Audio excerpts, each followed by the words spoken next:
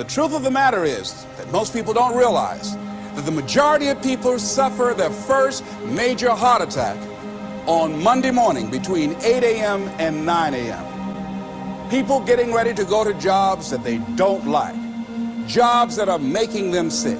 You see, when you're not pursuing your goal, you are literally committing spiritual suicide.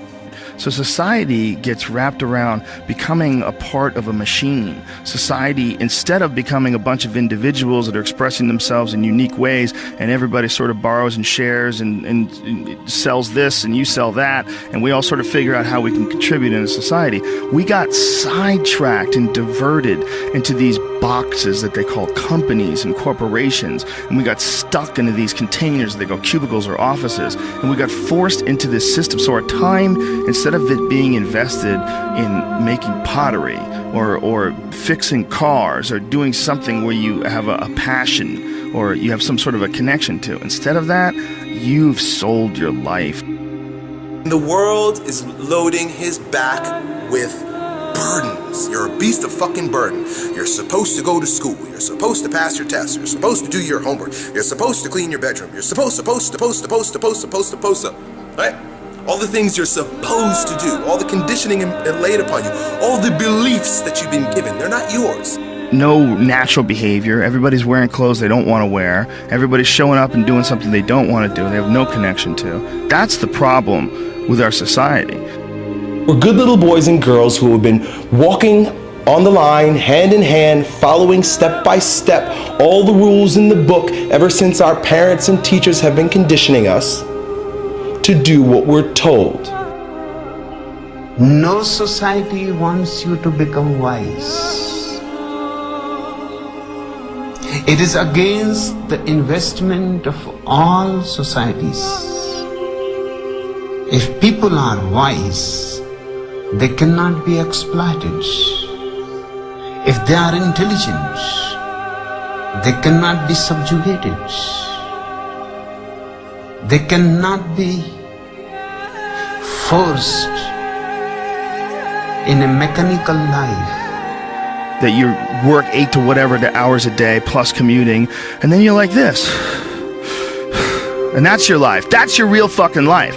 To step outside the bounds of the mental slavery that you're holding on to that was imposed on you by your parents, the teachers, society, and all of the institutions at large.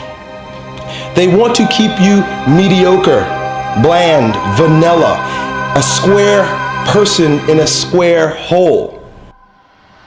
I will not fall into despair. Dedication, hard work. I said to myself, I will never go back to this again. I will never be treated like that again. I will never go through what I went through again. And that pain pushed me to write a bestseller.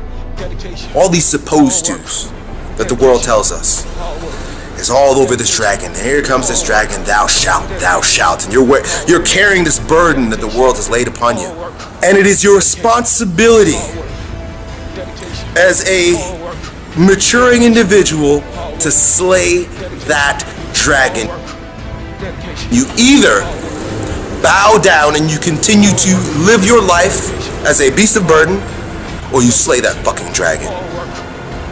And by slaying that dragon, you become a lion.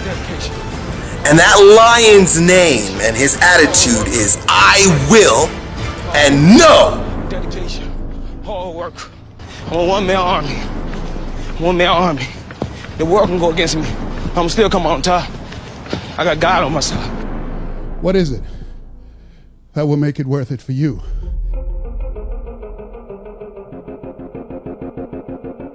Find out what it is you want and go after it as if your life depends on it. Why? Because it does. People that have found their passion, people that found the things that they love, people that have found the things that they can pour their lives into, those people live longer. Express something creative. Be who you are from the depths of your heart, regardless of what anybody else thinks. And so I'm trying to encourage everybody out there, take advantage of life. Get busy living. Man, for real, the window closes so quickly on life and on opportunities. And so when you got an opportunity, you got to take it. You feel me? When you have an opportunity, you got to take it. George Washington Carver would say, do what you can, where you are, with what you have, and never be satisfied. She talked about a man who had been captured behind the enemy lines in a war and was sentenced to be killed or another option. The captain said to the guy, listen, he said, tomorrow morning at 6 o'clock, you can face the firing squad, or you can go out this door over here. And the guy said, what's out the door? He said, no one knows. All we can tell you is just unknown horrors. He thought, and the next morning he selected the firing squad. After the shots rang out, the captain's secretary said, what's beyond that door? And he said, freedom. And so I was blessed because I went through so much pain that pain actually pushed me. You better hear what I'm telling you today. I'm telling you that pain pushed me to prosperity. That pain pushed me to greatness. Takes guts. You got to dig down deep to gut it out. Keep on going again and again and again. Nobody believes in you. You've lost again and again and again. The lights are cut off, but you're still looking at your dream, reviewing it every day and saying to yourself, it's not over until I win. Don't quit! Don't quit! Don't quit!